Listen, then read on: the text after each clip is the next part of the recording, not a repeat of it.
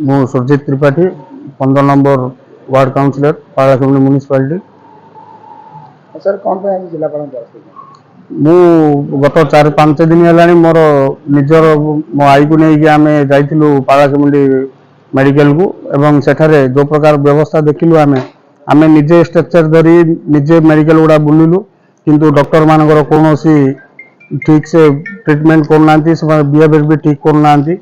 medical staff भी ठीक से रोना आमर पूर्व सरकार जो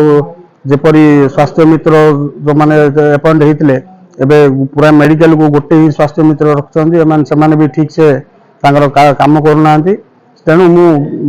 निजे विरक्त हो जिलापाल द्वारस्थ होती आज ग्रीवेंस रे मोर दाबी उपस्थापना कर जदि धरना आप दाबीटा पूरा तो आगामी दिन में विजु जनता दल पक्ष कौन किसी परिवार योजना आज्ञा विजु जनता दल तरफ तो देखुं ओडार सब बड़ मेडिकल रे निया लगे आज पर्यटन कौन एक्शन ना आमर साधारण पाराखंड मेडिकल रे भी कौन प्रकार व्यवस्था ना कि कौन प्रकार परिचालना ठीक से होनी तेणु मु ए सरकार रे कौन प्रकार स्वास्थ्य जो जपरी आमर स्वास्थ्य क्षेत्र जो भुशुड़ी जाइए कहवा जरूरी ना आपण मैंने समस्ते ठीक से जानते